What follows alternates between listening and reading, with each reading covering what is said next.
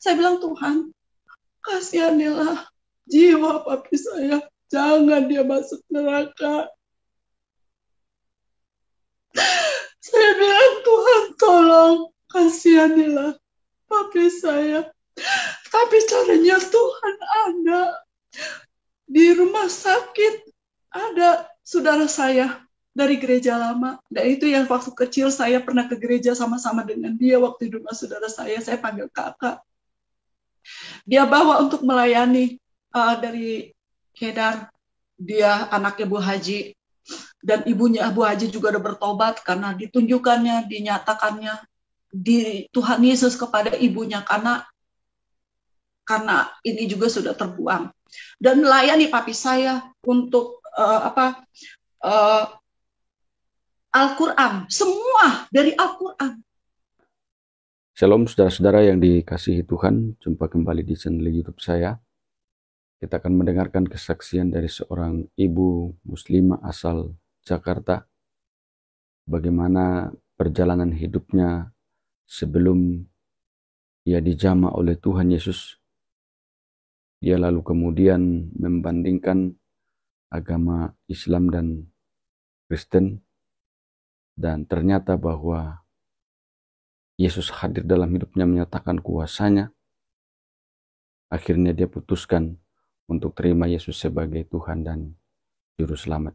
Sesuatu yang sangat luar biasa Bapak Ibu Saudara-saudara, yang mana ibu ini sebelumnya taat melakukan ajaran agamanya.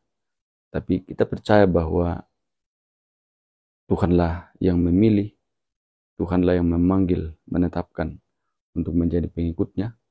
Tuhanlah yang menyelamatkan sehingga hidupnya berkenan di hadapan Tuhan, tidak akan binasa, melainkan beroleh hidup yang kekal. Untuk lebih lengkapnya kita saksikan bersama-sama. Singkat cerita, ada maksud Tuhan, di mana pada waktu itu saya berdoa, Tuhan juga sudah berkata, yang akan tinggal mami kamu. Ada suara yang berkata kepada saya pada waktu saya di rumah, pada waktu itu memang saya sendiri dan saya juga waktu sama suami saya, memang suami pertama saya tidak punya anak. Akhirnya disitulah Roh Kudus bicara, yang akan tinggal mami kamu. Saya bingung, apa Tuhan maksudnya apa? Saya nggak tahu. Tidak Tuhan, jangan. Saya tidak tahu maksudnya apa. Tapi setelah itu papi saya dirawat dan papi saya dalam jangka 3 bulan kami merawat dia, berusaha dengan cara bagaimana untuk kesembuhan dia. Tapi karena liver sudah parah dan sudah stadium 4, akhirnya sementara papi saya sakit, itu ada cara Tuhan. Di mana saya minta, Tuhan, saya kan sudah percaya Tuhan selamatkan. Kalau papi saya sakit saat ini, saya tidak tahu caramu Tuhan. Kalau Tuhan kasih kesempatan untuk dia hidup, dan kalau memang Tuhan kau kehendaki, kau ambil, Tuhan pulihkan agar papi saya bertobat. Dan saya bilang, caranya bagaimana? Yang sedih dalam hidup saya, jiwa keluarga saya. Akhirnya dengan cara Tuhan kirimkan pendeta-pendeta yang khusus melepaskan papi saya, karena papi saya dari kampungnya, waktu dia merantau, dia punya pegangan. Itu dilepaskan, dan juga papi saya punya ilmu yang bisa. Dia ngobatin orang sakit, saya waktu itu juga berdua melayani papi saya, tapi papi saya waktu itu mau memberikan kepada saya. Ilmu itu yang diturunkan supaya untuk saya bisa mengobati, katanya ilmu putih yang dia punya untuk kebaikan. Tapi saya tidak pernah mau minta karena saya rasa itu nggak perlu dan tidak berkeinginan saya, karena bahasa-bahasanya juga ya dari Al-Quran dan juga bahasa Ternate lah apa gitu. Akhirnya karena papi saya juga punya saudaranya lagi, dia punya ilmu tapi jahat.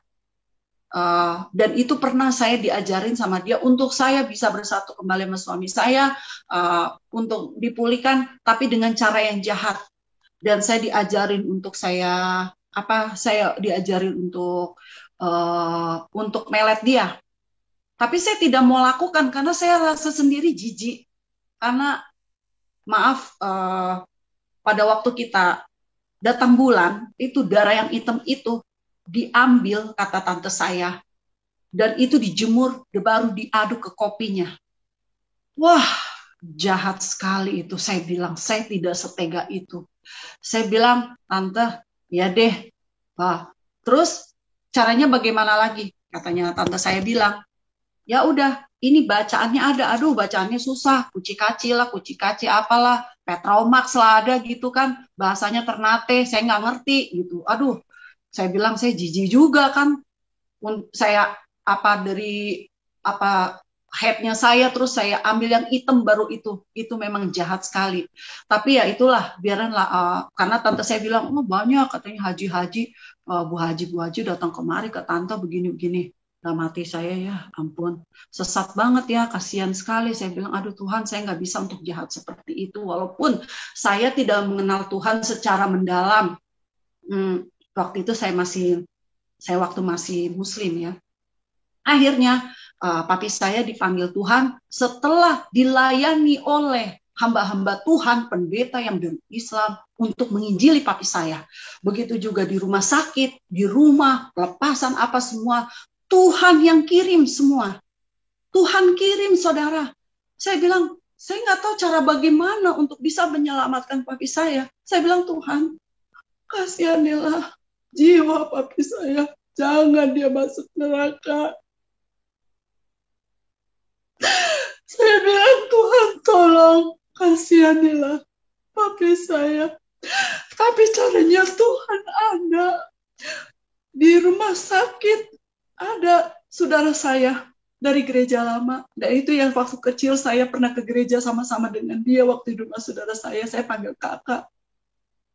Dia bawa untuk melayani dari Kedar. Dia anaknya Bu Haji. Dan ibunya Bu Haji juga udah bertobat karena ditunjukkannya, dinyatakannya di Tuhan Yesus kepada ibunya, karena ini juga sudah terbuang. Dan melayani papi saya untuk Al-Quran, semua dari Al-Quran. Begini-begini dalam Al-Quran, begini Om, begini-begini Pak, begini-begini, semua sampai pelepasan. Caranya Tuhan, itu di luar pikiran kita. Akhirnya di situ, di rumah sakit, ada 3 orang ibu yang datang. Dia bilang, Neng, katanya, saya dengar bapaknya muslim. Katanya gitu. Ya, kenapa ibu? Ya, kami di sini tugas untuk mendoakan. Aduh ibu, maaf ya bu, saya bilang gitu.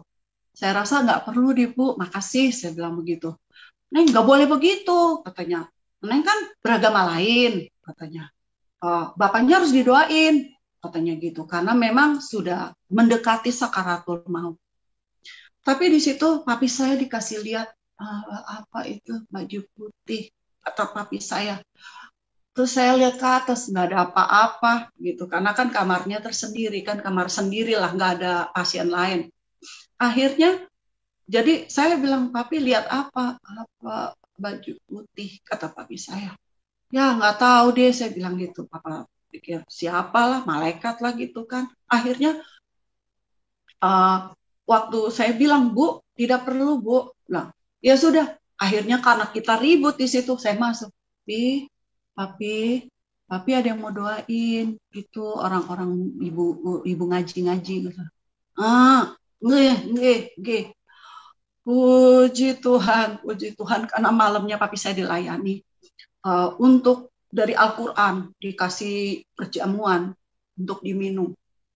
Pada waktu itu lah, saya nggak tahu lah, saya juga waktu itu keluar ngurusin obat, dan itu kakak saya melayani dengan temannya yang dari Tiberias, melayani papi saya.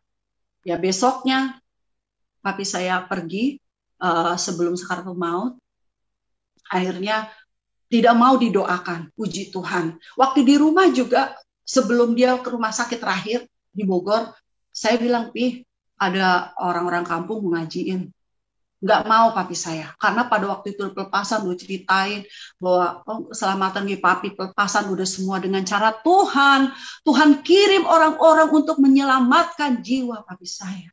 Saya percaya, karena di situ papi saya bilang, walaupun dengan cara Islam. Papi saya dikuburkan karena tetangga situ ada bilang katanya begini, papi saya tahu bahwa saya udah masuk Kristen. Berarti bagaimana nih nanti papi saya ada apa-apa? Mungkin nggak tahu curhat kali sama temennya itu. Padahal bukan orang tetangga situ, cuman teman ngobrol tetangga depan. Katanya papinya kalau itu cara Islam gini-gini katanya.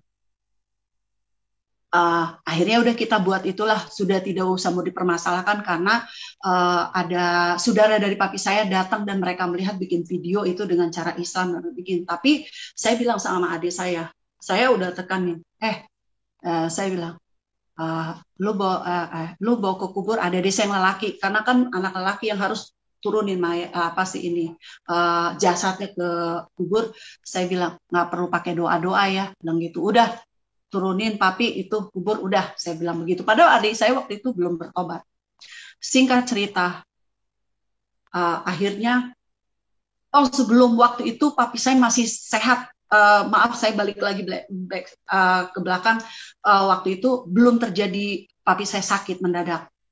Saya waktu itu saya baca Alkitab pokoknya dengan sepenuh hati, kerinduan saya untuk mendalami Alkitab dengan Al-Quran yang terjemahan bahasa Indonesia. Aduh, di situ saya buat, aduh. Oh, praise the Lord. Saya bilang, oh Tuhan Yesus, memang di Al-Quran ada, kenapa mereka tidak tahu, kenapa mereka tidak, ya memang sudah tertulis firman Tuhan, mereka mendengar dan tidak mendengar, melihat tapi tidak melihat. Nah itulah kalau Tuhan tidak pilih mereka ya, saya hanya pegang dari firman itu, saya lihat Tuhan. Akhirnya saya bilang begini sama Tuhan, aku udah pergi kemana-mana, ke tempat kesaksian Tuhan, itu kok haji Tuhan kasih perlihatkan, Tuhan datang ke rumah sakit, Tuhan sembuhkan. Tuhan, bukan aku nggak percaya, aku kepingin melihat Engkau Tuhan Yesus. Aku rindu sekali Tuhan. Dan saya seperti tidak kaget. Pada waktu saya masih agak gelap, sudah mau keterang, saya tahu ada di luar, dan saya lagi seperti nyapu halaman. Loh, saya bilang, kok ada tangga putih di depan rumah saya? Saya naik, merangkak ke atas. Itu saya sendiri, padahal waktu itu saya sendiri, saya dikasih mimpi. Bilang, kok banyak malaikat kecil-kecil, dia ketawa, sukacita, ketawa terbang sana, terbang sini, banyak sekali. Sampai di ujung atas, tangga putih itu saya merangkak, saya naik ke atas, saya duduk di pinggiran situ, saya lihat Tuhan Yesus. Ya memang wajahnya sih agak blur, tidak diperlihatkan gitu, tapi saya lihat rambutnya panjang, pakai baju jubah putih, sebelahnya bapak botak, saya nggak tahu, tapi saya ingat mungkin itu Elia apa Nabi Musa, saya nggak tahu, pokoknya seperti itulah. Karena saya lihat pada waktu Musa terangkat dan juga Henok terangkat, saya pikir mungkin itulah di sebelahnya, saya hanya pikiran saya begitu. Terus saya langsung pegang tangan Tuhan Yesus, takut saya jatuh karena itu tangga putih itu tinggi sekali dan saya takut jatuh. Tiba-tiba saya pegang tangan Tuhan Yesus, saya langsung beginin tangannya. Oh, bolong bener gitu kan. Saya seperti orang, oh ya Tuhan Yesus bilang gitu. Di situ saya nangis, Tuhan Yesus. Saya kaget, totonya adik saya lagi merangkak ada di belakang saya. Terus saya pegangin jangan sampai dia jatuh. Saya tarik gitu karena saya tahu bagaimana adik saya. Padahal dia duluan ya, tapi dia agak lama juga untuk dia minta untuk percaya. Akhirnya saya tarik dia karena saya tahu adik saya bilang ini, Tuhan ampuni segala kesalahan dosa adik saya, ampuni Bapak. Tuhan hanya bilang kata yang lembut, aku akan minta kepada Bapak. Itu saja.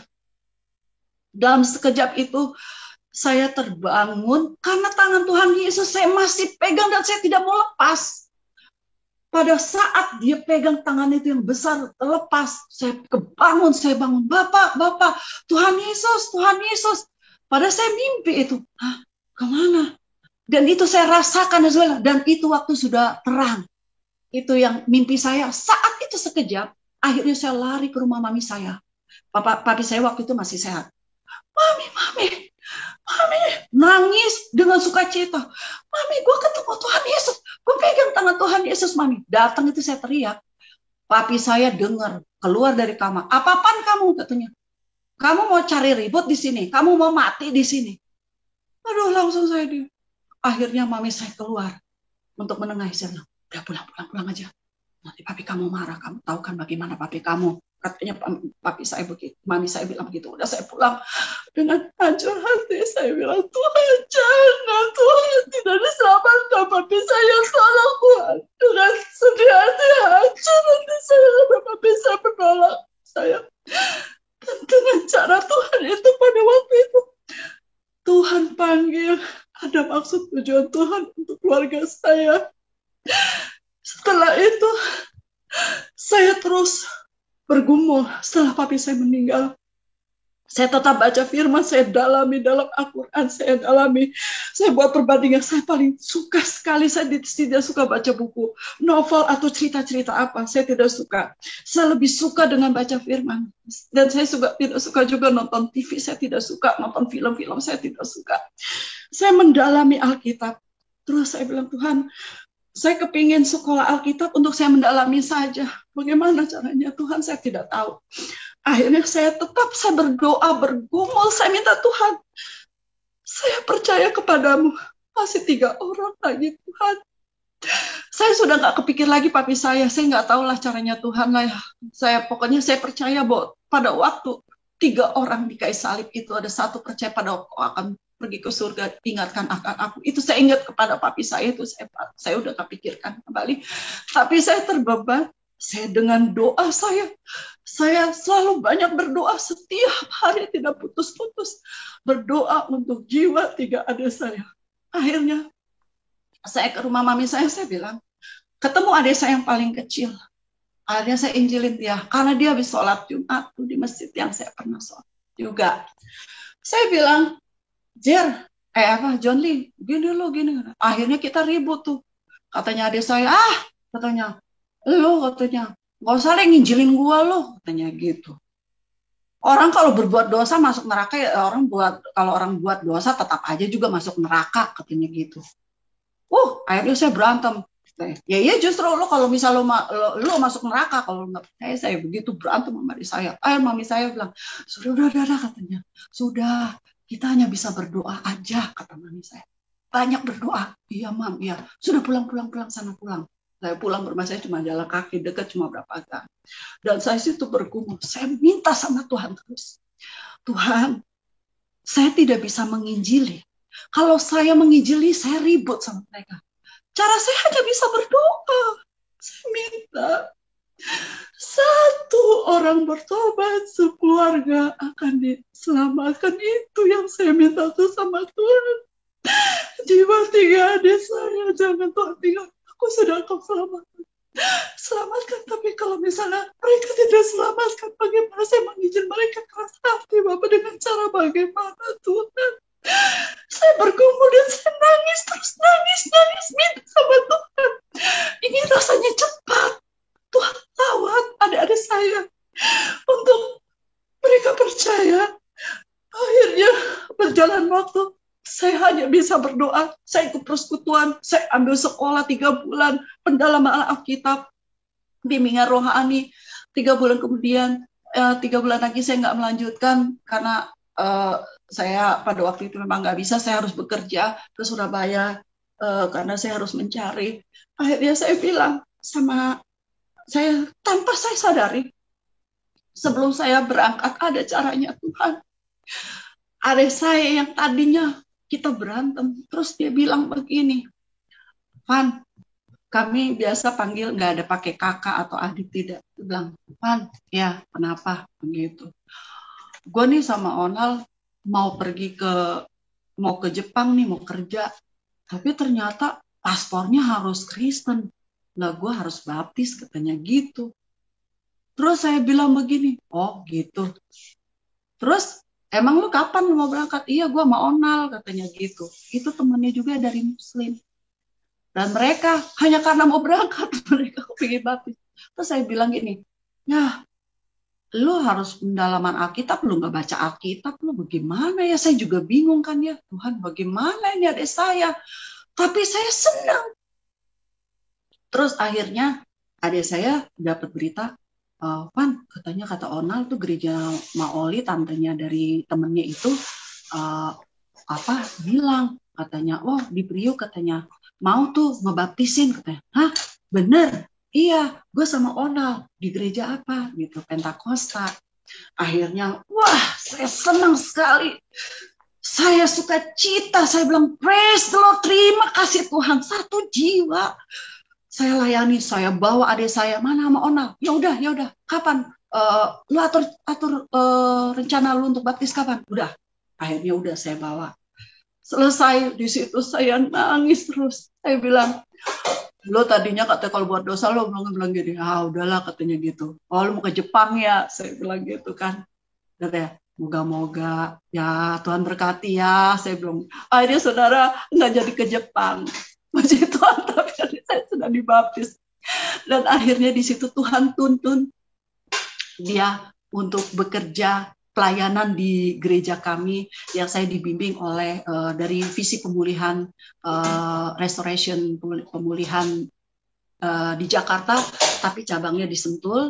Akhirnya kami masuk, ada pemimpin gembala cabang kami, Ibu Elizabeth Watimena, yang melayani, mengajari saya untuk mendalami cara doa peperangan, dan saya juga masuk dalam doa peperangan bersama mereka, mendalim Alkitab. Hidup saya tidak ingin sia-siakan karena saya sudah diselamatkan. Saya mendalam Alkitab dengan Al-Quran. Akhirnya saya sharing-sharing dengan dia. Saya bertumbuh iman. Saya terus berdoa. Saudara, berjalan waktu. Singkat cerita, saya dalam jangka 3 bulan, 1 tahun 1 jiwa adik saya, tiga-tiganya mereka sudah minta dibaptis. Mereka bertobat. Haleluya, praise the Lord. Saya dengan sukacita. Oh Tuhan Yesus, terima kasih. Ini yang aku minta, Engkau dengar doa saya. Terima kasih Tuhan. Adik saya minta dilayani sama saya. Gue mau baptis gini. Udah akhirnya kayak kita bawa adik saya yang perempuan juga begitu. Dan adik saya perempuan, waktu dia masih muslim, dia dikasih penglihatan neraka. Dia dibawa oleh malaikat. Dan dia kasih lihat penyiksaan, dukun-dukun yang berubah-ubah wajah. Disiksa, dia melihat, dibawa oleh malaikat pada saat itu.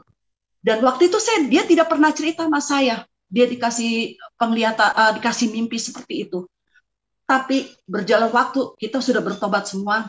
Saya dapat dari informasi dari teman, pelukis dibawa ke neraka yang Korea.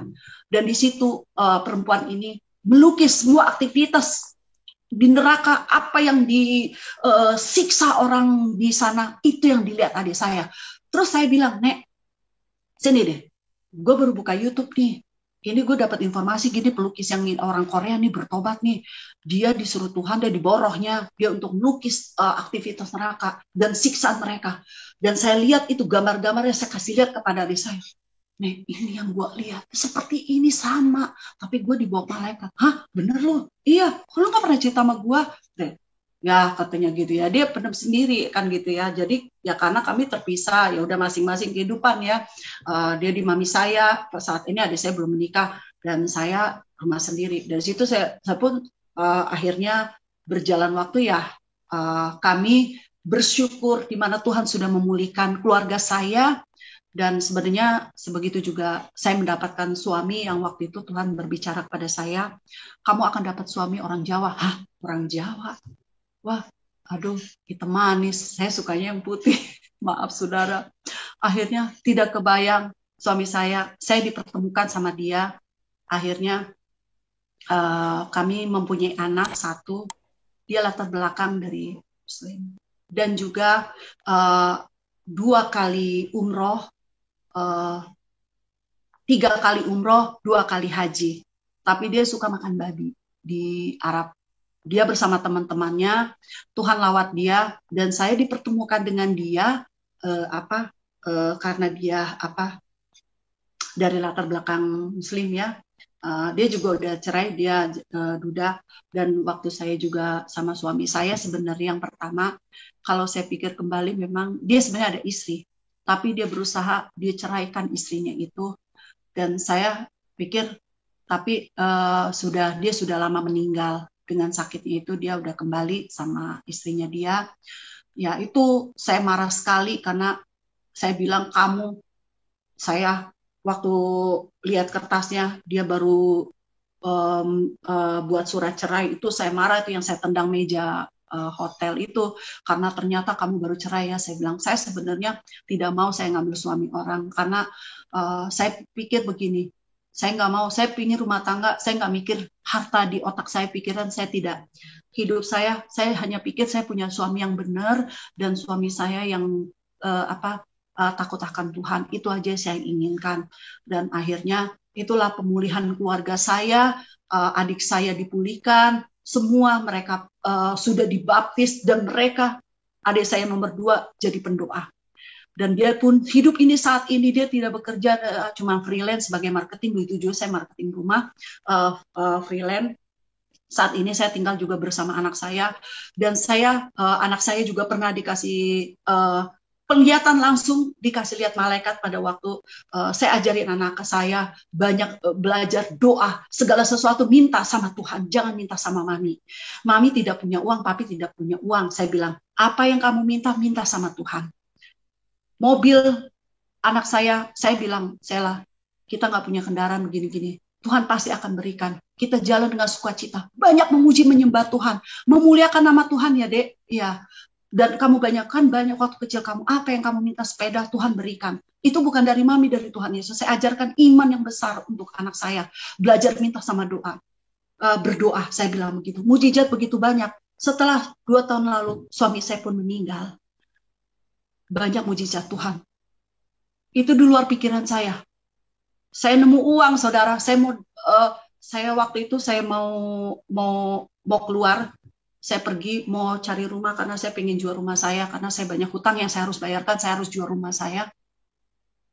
Inilah rumah yang saya beli. Ini doa saya, Tuhan jawab. Saya dapat rumah ini dengan harga murah, yang lain harga mahal, dan air tanah yang bersih. Itu orang tetangga sini untuk minum, saya belum berani. Nah, itu karena doa saya juga minta air, karena saya tinggal di Sentul, begitu banyak besar biaya hidup di sana, saya harus cari rumah kecil. Akhirnya saya juga mau kemari, saya ketemu uang, saya bilang, Tuhan, saya hanya memuji menyembah Tuhan dengan anak saya. Ayo dek, kita memuji menyembah Tuhan. Tuhan pasti pelihara kita. Kita jalan keluar, saya pinjam motor teman saya jalan keluar selesai untuk cari rumah. Akhirnya itu uang berceceran di jalan. Karena saya minta sama Tuhan, Tuhan, anak saya mau online Tuhan, saya nggak pegang uang sama sekali, bagaimana Tuhan? Saya nangis. Saya kemarin punya uang, tapi disedot dengan Excel itu. Akhirnya paket anak saya nggak bisa, bagaimana? Saya mau sekolah online. Akhirnya saya bilang, Tuhan, saya jalan lewat belakang, yang tadinya saya mau lewat depan, lewat belakang aja, lewat belakang tuh saudara. Itu uang merah berceceran. Saya bilang, saya berhenti. Dan itu sebenarnya jalan kampung yang rame, orang tidak pernah sepi, tapi pada saat siang gitu sepi. Dan saya bilang, Sela, pungut itu uang. Itu dari Tuhan Yesus. Jalan ke sana lagi, uang bercecer lagi warna merah-merah. Itu apa? Mami, Sela ambil. Udah dipungut, Mami, ini uang beneran apa mainan? Saya ketawa, saya nangis, saya teriak, praise the Lord. Saya bilang begitu.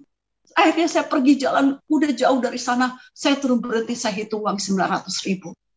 Mujizat Tuhan banyak. Kemarin, baru hari Rabu kemarin, suami saya dulu kan duda. Kami hubungannya baik dengan mantan suami saya, hubungannya baik, dan anak saya disayang sekali sama kakak-kakaknya, dan kami hubungan baik dengan mantannya suami saya. Terus yang tadinya dia selalu mengirim uang untuk uang sekolah anak saya, keperluan anak sekolah saya, tapi kayaknya 2 bulan sudah enggak. Tapi saya mengucap syukur, saya selalu hanya bisa berdoa. Saya dengan sukacita, saya bilang tidak, saya punya Tuhan yang kaya. Saya bilang, Tuhan, pada waktu bangsa Israel kau bawa keluar 40 hari, Tuhan engkau menyatakan begitu banyak mujizat yang kau berikan kepada mereka. Aku percaya Tuhan tidak pernah kau tinggalkan. Saya selalu berkata di sini, aku tidak khawatir apa yang ku makan, ku minum, ku pakai. Semua itu dicari oleh bangsa-bangsa yang tidak mengenal Allah.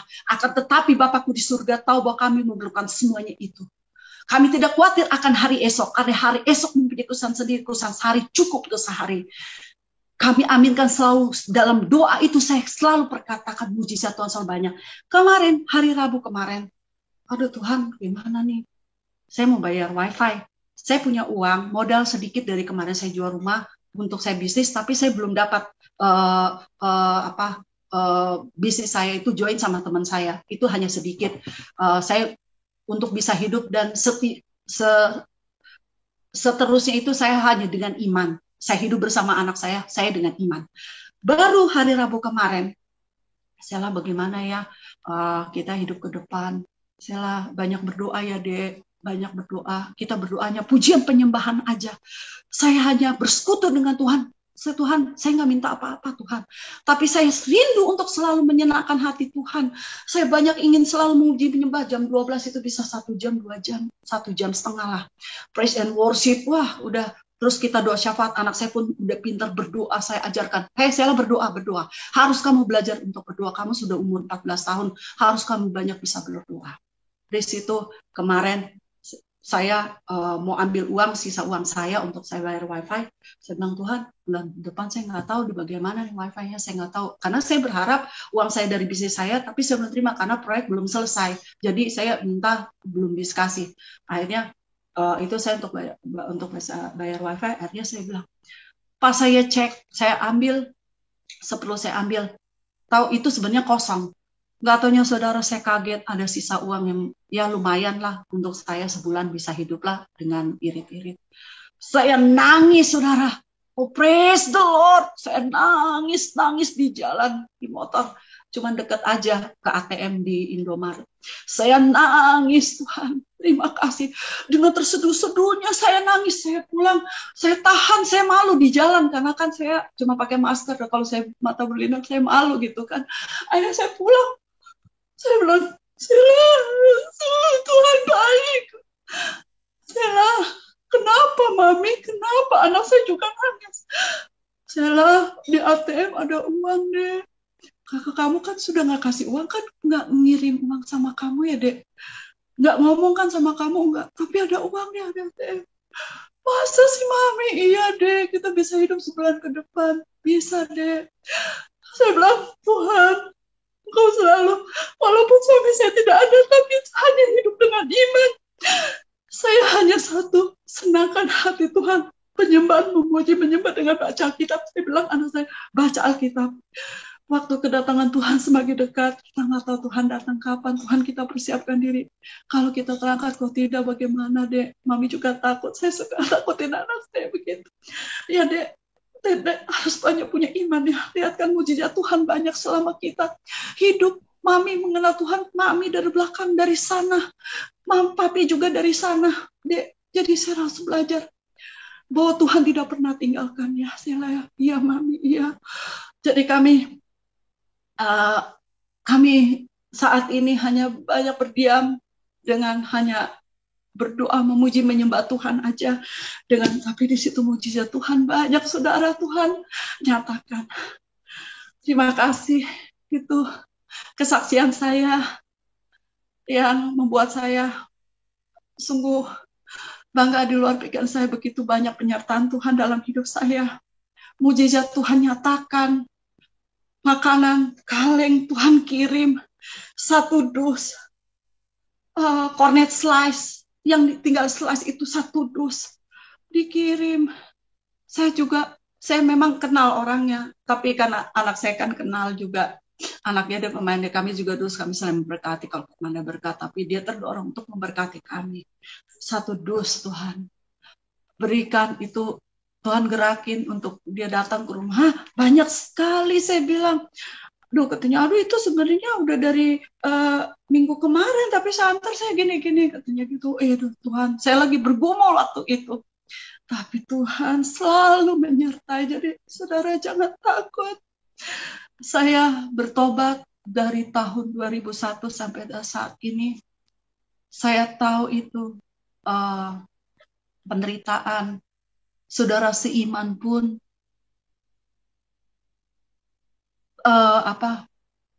menjelekkan saya. Saya berbuat baik, membawa nginap anaknya karena anaknya itu ada buat nakal sama mamanya. Saya berbuat baik untuk menumpangkan di rumah. Justru fitnahan yang lain sampai diumbar ke seluruh Sentul oleh orang-orang Manado. Saya sedih sekali. Tapi di situ saya hanya memberkati, saya berdoa memberkati, tapi Tuhan, bukan saya sumpahin, saya banyak berdoa untuk memberkati mereka yang jahat. Ayo mereka dikasih kanker dan mereka sudah pergi. Tapi kami sudah berdamai untuk mengampuni. Ya, itulah saya bersyukur karena saya punya Tuhan yang menyertai saya. Tuhan saya hidup, Tuhan saya dahsyat. Itu saya perkatakan. Dimanapun saya berada, di motor, saya jalan kemana, saya hidup hanya dengan iman Tuhan. Itu yang saya perkatakan firman. Sekian, hanya itu aja kesaksian saya. Kiranya itu untuk menguatkan dan juga jangan tinggalin Tuhan, karena saya juga banyak teman-teman mereka yang diproses di gereja dari teman, mereka harus meninggalkan Tuhan Yesus karena pelayanan mereka kepahitan, mereka benci dengan saudara seiman. Jangan, kalau memang tidak mau ke situ, carilah gereja lain untuk bertumbuh lagi. Jangan tinggalkan Tuhan, jangan tinggalkan. Saat ini saya boleh dibilang dari tahun 2001 saya bertobat sampai sekarang saya tetap dekat sama Tuhan karena saya tidak mau Tuhan tinggalkan saya itu. Amin. Dan saya tidak pernah bergaul, maaf saya bukannya saya tidak mau bergaul, saya sekali-sekali dari teman saya bergaul dengan yang Muslim, tapi di situ saya diam, saya tidak bicara. Pada saatnya saya bertemu dengan dia, saya memberikan kesaksian dan saya berani, saya ke pasar ke Cina, orang Cina, saya dekatin dia. Saya mau orang Sunda, saya berteman dengan teman sekolah anak saya bersaksi, saya dari Islam begini. Saya sakit disembuhkan begini. Jadi saya nggak takut kemana. Dengan suami saya waktu itu kita juga penginjilan dengan ustadz dengan Habib. Suami saya juga begitu penginjilan juga karena satu dia hanya ingin bawa jiwa. Dan dia sudah banyak orang yang bertobat, dia bawa untuk mereka bertobat. Itu targetnya suami saya waktu dia masih hidup. Dan kami berdua sehati, suami yang baik, dan saya rasanya tidak ada yang bisa menggantikan dia. Saat ini pun saya pikir saya untuk besarkan anak saya aja saya percaya Tuhan angkat pelihara saya. Sekian itu kesaksian saya, kiranya menguatkan untuk saudara-saudara. Luar biasa Bapak Ibu Saudara-saudara, kesaksian Ibu ini bagaimana Tuhan menyatakan kuasanya dalam keluarganya. Akhirnya dia menjadi seorang yang taat, menjadi seorang yang sungguh-sungguh hidup dalam Tuhan. Kita terus berdoa agar Ibu ini semakin dikuatkan oleh Tuhan, dan terlebih harapan kita bersama bahwa semakin hari semakin banyak jiwa yang diselamatkan oleh Tuhan. Karena hanya dalam Yesus saja kita dapat diselamatkan. Di luar Yesus tidak pernah ada keselamatan. Kisah Para Rasul 4 ayat 12. Dan keselamatan tidak ada di dalam siapapun juga. Sebab di bawah kolong langit ini tidak ada nama lain yang diberikan kepada manusia yang olehnya kita dapat diselamatkan. Sampai jumpa di video-video berikutnya dan Tuhan Yesus memberkati.